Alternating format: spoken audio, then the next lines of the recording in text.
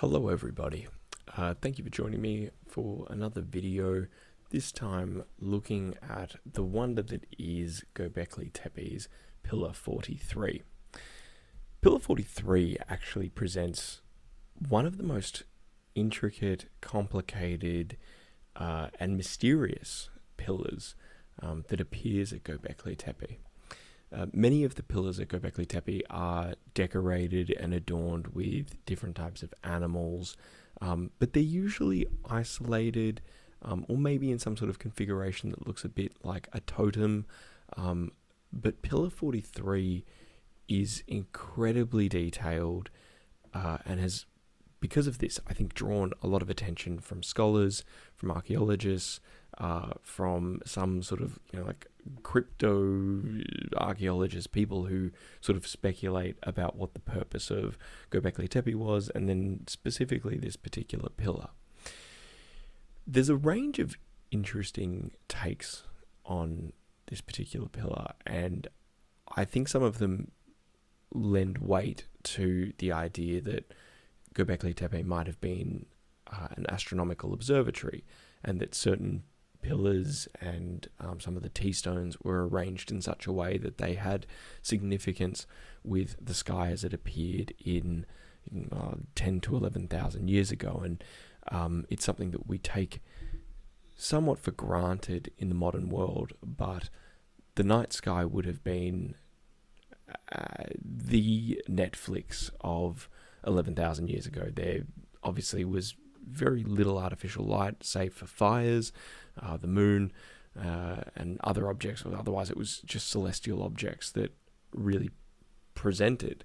And humans, being meaning-making machines, would have spent a lot of time looking at the sky and perhaps wanting to record some of the things that occurred from the sky. Invariably, we don't just look at astrological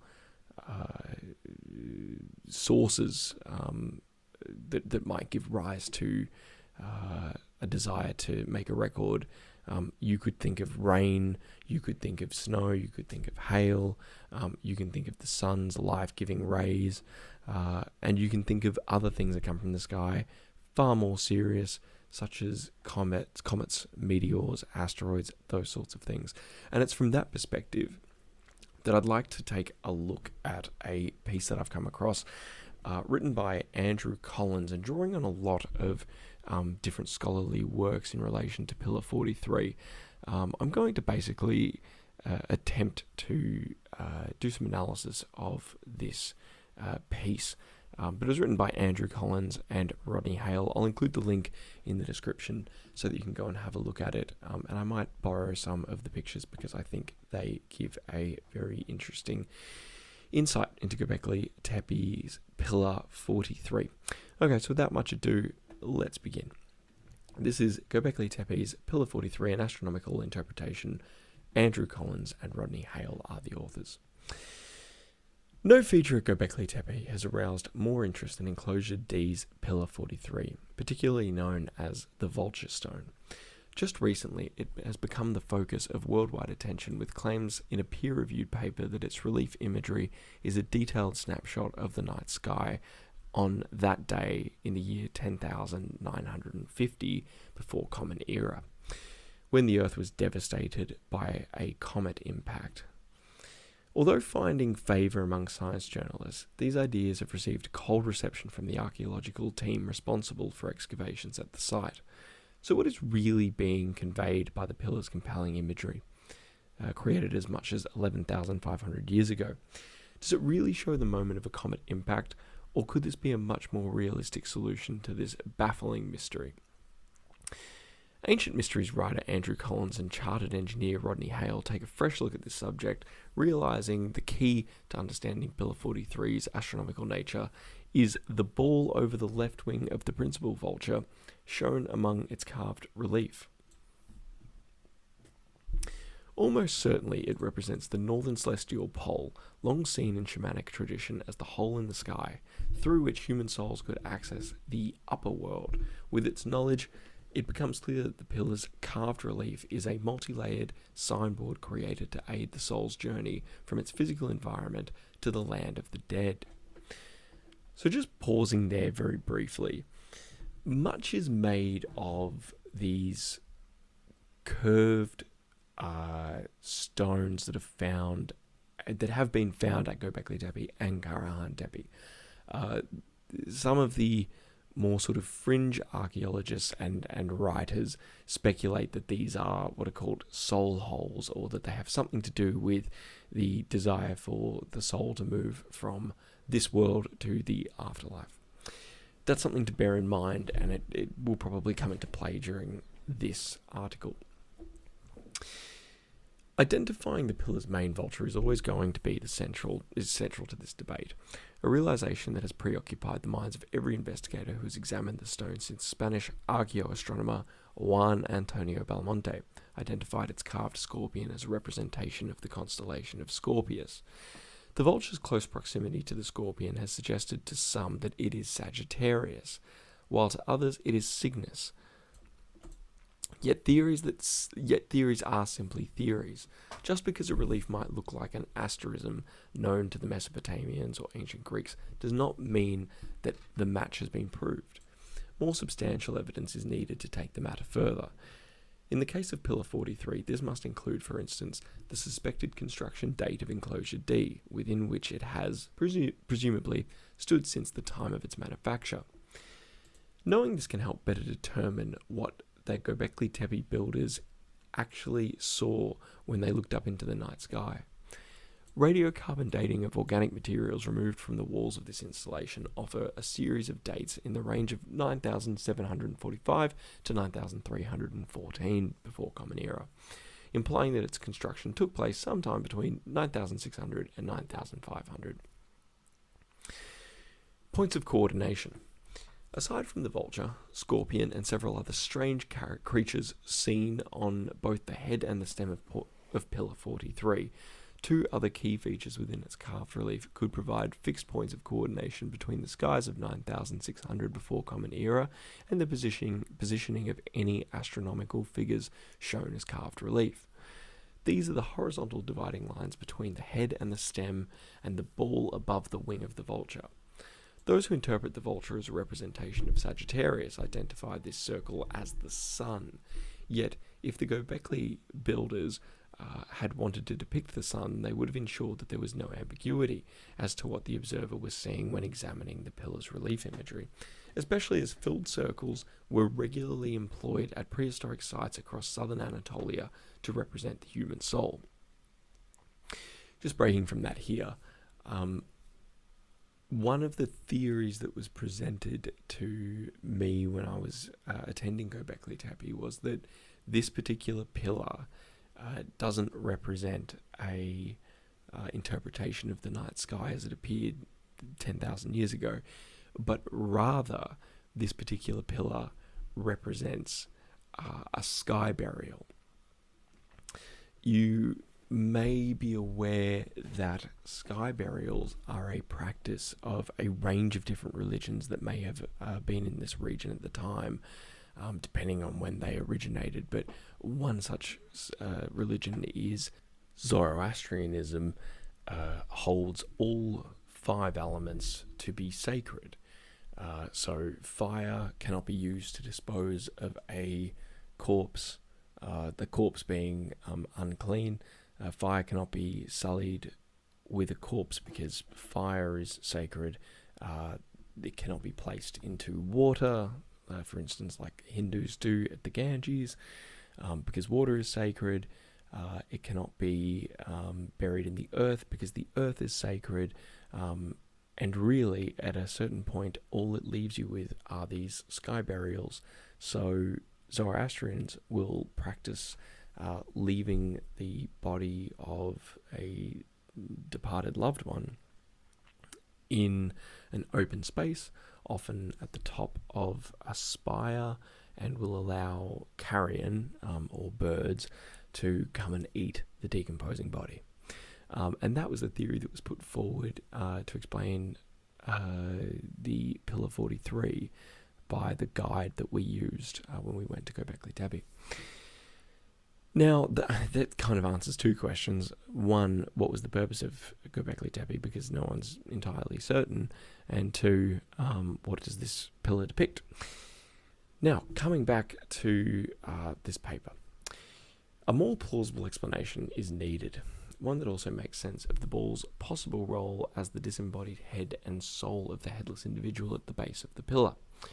That is another thing to be aware of, is that does seem to be what looks like a human figure at the base of Pillar 43, which would give credence to the sky burial motif. Since the vulture's W-shaped wings appear to tilt towards the ball positioned over its left wing, it could suggest that the latter is located somewhere in the same area of sky, presuming, of course, that all these components are left astronomical in nature. So if the pillar's main vulture, scorpion, dividing line, and ball are all elements of the same celestial picture, can they be divided with key features of the night sky in 9600 before Common Era? Using any suitable sky program provides a quite simple solution. If the dividing line between the two sections of the pillar is taken to be the local horizon and the constellation of Scorpius is lined up with the approximate position of the stone scorpion, the ball above the wing of the vulture corresponds perfectly with the northern celestial pole, the turning point of the heavens. During the epoch of 9600 before Common Era, the northern celestial pole was located in the constellation of Hercules, although no bright star was close enough to act as the pole star. Hole in the sky. Identifying the ball as the turning point of the northern night sky makes sense of its role as the disembodied head and soul of the headless figure seen at the bottom of Pillar 43. In the shamanic-based beliefs and practices of tribal cultures in Siberia, such as the Chukchi and Atalanians, the northern celestial pole is seen as the hole through which the soul passes to gain entry into the afterlife. Indeed, this hole in the sky was compared with the round smoke hole of the yurt or tent, through which the soul of the shaman, and presumably those who died inside the yurt, navigate to reach the upper world. Indeed, in shamanic tradition, all three worlds, the below world, the middle world, and the upper world, are linked via such holes. Just coming back here, we can again consider the stone circles that are found and identified at these different sites as potentially giving some credence to this idea. Humans tend to be creatures that make representations of things that are important to them, and it's not beyond belief that humans may, after becoming familiar with the hole in the top of the yurt or the tent, seek to remake something along these lines out of stone because of the significance that it had to their culture. Identifying the vulture. If the ball on Pillar 43 does constitute the northern celestial pole, then, with the very slightly askew dividing line between the head and the stem acting as the local horizon, and the scorpion as Scorpius, the main central vulture corresponds with the region of the sky occupied by the constellation of Cygnus. What is more, its stars match very well the vulture's general appearance, angle, and overall proportions. This surmise seems particularly apparent in the case of the vulture's wings, which resemble those of Cygnus, in its role as a celestial bird. In addition to this, the eye of the vulture corresponds closely to the astronomical position of Danube, Cygnus's brightest star. However, if the stone's dividing line is matched with the local horizon and the ball synchronized with the northern celestial pole, the vulture becomes enormous, embracing a number of different constellations, including Vulpelka, Sagitta, Delphinus, as well as stars from Pegasus, Hercules, and Lyra. What is more, the fact that part of the vulture is still obscured by Enclosure D's ring wall means that the rear half, including its back and spine, would have included the constellation of Aquila.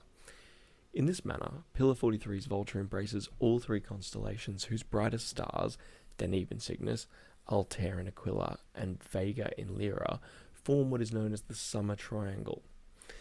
Interestingly, all three constellations were identified in Greek Hellenic tradition as vultures. These are recalled in Greek Hellenic myth as the monstrous winged creatures known as the Stymphalian birds or harpies, which were part human, part vulture. In Armenian sky lore, Cygnus was anciently known as Anger, the vulture, and in the knowledge of the former Armenian major embraced parts of the southeastern Anatolia, this identification could be of some importance. The serpent bearer. Moving on to the scorpion in this schematic overlay, we can see that it embraces not only the stars of Scorpius and Libra, which once formed the sky creature's claws, but also those belonging to the neighbouring constellation of Ophiuchus, the serpent holder or serpent bearer. In Greek Hellenic mythology, he holds within his hands the stars of Serpens, the serpent. An upright fox is seen on pillar 43 to the left of the scorpion, above which is the curling snake. The latter corresponds at least with some of the stars of Serpens, its tail area. While we note with interest that the constellation known as the Fox is shown as one of these three asterisms or deacons in the house of Scorpius on the astronomical sphere of Petasiros, a priest of Thoth who lived in the 4th century BCE. This is now a lost constellation, alluded to in a list of decani by the 4th century Common Era prose writer Martinus Julius Firmicus. It is thought to have been located to the north of Scorpius in the vicinity of Ophiuchus. If this is the case, then the fox on pillar 43 could well represent this lost constellation, the snake above it signifying the stars of Serpens, the snake. Matching other constellations. Seeing pillar 43's vulture, scorpion, dividing line, and the soul ball as respectively Cygnus in the constellations in the vicinity of the summer triangle, Scorpius, the local horizon, and the northern celestial pole makes good sense. What is more, it allows us to try and envision what some of the other relief figures on the stone might have signified to the Gobekli Tepe builders. In the schematic diagram showing the different components of Pillar 43 overlaid onto the sky of 9600 BCE, the creatures on the stone to the right of the main vulture, which appears to be a vulture chick, sits exactly like the main vulture on the dividing line, which we will take to be the local horizon. If this is correct, then its position to the right-hand side of the ball, as the northern celestial pole suggests, it could be a star or asterism that has just risen on the northwestern horizon. It does in fact synchronize on the overlay with the stars of the constellation of Bootes. The problem, however, is that in the Eurasian star lore, Bootes is not a bird. It is most usually taken as a human hunter of the Great Bear, which is of course the nearby constellation of Ursa Major. Only among the Mi'kmaq peoples of the east coast of Canada is Bootes seen as a bird. To them it is a chickadee, which with a number of other sky figures leads the hunt to catch and kill the Great Bear.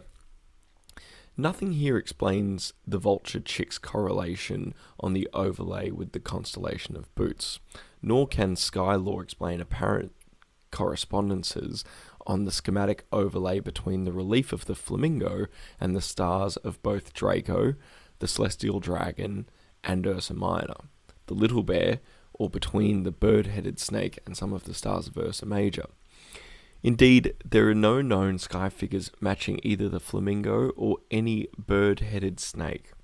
In addition to this, there seems to be no obvious reason why the headless man on the back of the vulture-like bird seen at the base of the pillar should correspond on the overlay with the southern constellations of Centaurus and Crux, the so-called Southern Cross. The Meridian line. Very clearly, another approach is necessary to explain the presence of these additional sky figures on Pillar 43. The first clue comes from the fact that there appears to be some kind of mirror relationship between the main vulture and the vulture chick. Both sit on the dividing line each side of the north-south meridian line suggested by the ball in its apparent role as the northern celestial pole. If the meridian is drawn as a vertical line from the centre of the ball down to the base of the stone, it passes perfectly through the neck of the headless man. This cannot be coincidence and shows that the line between the headless man figure and the ball marks the meridian. The clear inference being that the soul of the headless individual has ascended to the northern celestial pole. Its presence here is acknowledged, honoured even by the vulture, whose wings are tilted down in the direction of the ball. This is interesting to think about because it brings us back to the sky burial aspect.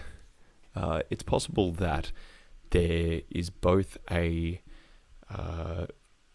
literal adaptation, there's a literal explanation for this relief, and also an astrological explanation. Why should the vulture's wings be tilted down in this manner? The answer is that it represents an asterism that, having already crossed the meridian on its upper transit, is slowly turning about the northern celestial pole. This means that it is in the northwestern sky heading towards the local horizon, symbolized by the dividing line between the stone's head and stem. If this is correct, the scorpion as Scorpius is seen beneath the local horizon, about to cross the meridian, completely out of sight. In the underworld, why Scorpius is depicted below the local horizon might well have something to do with the fact that the constellation has traditionally been seen as an underworld creature, and even as guardian to the land of the dead. The carved relief on Gobekli Tepe Pillar 43 showing the scorpion beneath the dividing line between the head and stem perhaps reflects a similar theme. In other words, rites concerning the transition of the soul from the land of the living to the realm of the dead could only take place after Scorpius had disappeared below the horizon. The fact that directly below the scorpion on Pillar 43 is the headless figure seemingly riding on the back of a vulture-like bird also cannot be without meaning. Either it too is beneath the local horizon, or more likely, the two figures are meant to be seen outside of the rest of the sky figures. That they are positioned right at the base of the pillar could suggest that they are in fact in the physical world, arguably even at Gobekli Tepe. Just possibly, this particular vulture is being shown as a psychopomp, or a soul carrier, initiating the soul's journey from this world to the next. The pillar's main vulture being viewed as the guardian of the northern celestial pole, in other words, the hole in the sky of the shamanic tradition. Elsewhere, the current authors have shown that at least 4 of the Gobekli Tepe's most accomplished installations are aligned towards the setting of the Cygnus star Deneb. These alignments are emphasized by Porthole stones in the northwest sections of the ring walls in enclosure C, D, and H. The example in enclosure D being located just a few meters to the east of Pillar 43. Very likely, the apertures in these porthole stones were considered Sillenloch, or soul holes, points of communication between this world and the next. The fact that enclosure D's Pillar 43 is located immediately to the west of its porthole stones is also not without meaning. If a person were to stand in front of Pillar 43's western face, where its carved relief is situated, their X-ray eyes would be able to look through the stone towards the enclosure's porthole stone, which faces the center of the installation in one direction, and the setting of the Cygnus star Deneb during the epoch of 9600 before Common Era in the other. Although this shows that the porthole stone is not aligned to the northern celestial pole, it could well mean that the soul on exiting the enclosure had first to go to Cygnus before it could access the hole in the sky. In other words, the northern celestial pole located in the nearby constellation of Hercules. Vulture Chick symmetry. Returning now to the vulture chick and its perceived relationship to the pillar's main vulture, there is an additional symmetry that might help us better understand some of the stone's remaining features. The fact that the two reliefs seem to mirror each other's position across an imagined meridian line, and as such possess similar maximum declinations or distances from the ball in its role as the northern celestial pole, could well hint at the fact that they are one and the same sky figure. If correct, the fact that the main vulture is setting in the northwest, while the vulture chick is rising in the northeast, could suggest they represent, respectively, the death and resurrection of the constellation, which, as we have seen, is either Cygnus or a super constellation in the proximity of the summer triangle. This would explain why there is no correlation between the vulture chick and its corresponding constellation of boots in the schematic overlay presented above. It might also explain why the bird-headed serpent and flamingo also have no obvious corresponding constellations, because they reflect the celestial objects that do not appear in their ascendance at the same time that Cygnus, as the main vulture, is descending towards the horizon, and Scorpius, as the scorpion, is completely beneath the horizon. If this is the case, it makes identifying them that much more problematic, especially since there are no bird-headed snakes or flamingos in the sky law of the Near East. The southern constellation known as Grus, the crane, was called the flamingo for a short while in the 17th century, but this is not with an ancient attribution. So we can see that Pillar 43's carved relief is not a snapshot of the sky at any given moment, but the employment of certain key sky figures to illustrate a gradually emerging story involving the soul's journey from the physical world to the afterlife. This conclusion is brought home by the fact that the headless figure at the base of the stone is connected to its head, the ball corresponding to the northern celestial pole, by the north-south meridian line. It is this same line that in so many shamanic-based cultures is seen as the link between the lower world, the middle world, and the upper world, each of which are accessed via perceived holes, like the one thought to mark the northern celestial pole. What all this tells us is that the cosmological structure behind the beliefs and practices of the earliest peoples to occupy the site of Gobekli Tepe, sometime around 9600 BCE, a date corresponding to the end of the 1200-year Younger Dryas cold spell, has striking parallels with those of the shamanic-based tribes of Siberia. If so, then we need to look towards this direction for answers regarding the origins of Southeast Anatolia's pre-pottery Neolithic culture. In summary, most likely Pillar 43's carved relief illustrates the journey of the soul from its mundane physical environment seen in the terms of the installation itself to the sky world, reached via the celestial bodies of the northern night sky. In all likelihood, the soul's ultimate destination was the northern celestial pole, or the hole in the sky, represented by the ball at the center of the T-shaped head's relief imagery. Its principal guardian on this journey was the vulture, both in the celestial form as the constellation of Cygnus, or, but less likely, a superconstellation made up of the stars of several constellations in the vicinity of the Summer Triangle, and in its mundane form as the psychopomp or soul carrier, derived from the vulture's role in the act of excarnation or sky burial.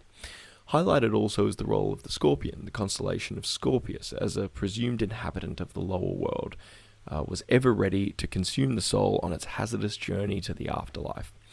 These ideas not only take into consideration every facet of Pillar 43's carved relief, but also its relationship to the installation in which it stands, as well as the cosmological ideas that might well have come to bear on the construction of Gobekli Tepe in the wake of the Younger Dryas event.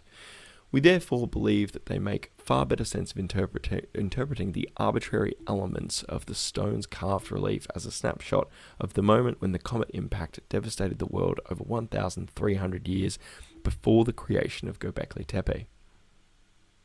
So there we have it, a fascinating article from Andrew Collins and Rodney Hale, outlining the connections between practices that still go on today in Zoroastrianism of sky burial, allusions drawn between Pillar 43, conversations surrounding the Younger Dryas impact event, and Gobekli Tepe. I think it's thoroughly worth having a think about what this might mean for interpreting what the purpose of Gobekli Tepe was. Was it a record book? Was it a message sent forward into the future? These are all things to have a think about and consider. Thank you for joining me for this video, and I will see you in the future with more conversations about Gobekli Tepe and the various tepes. Like and subscribe. Give me a comment down below. Tell me what you think about Cygnus. Does it look like a swan to you, or is it a vulture? Who knows? It's all in the eye of the vulture, as they say in ancient Mesopotamia.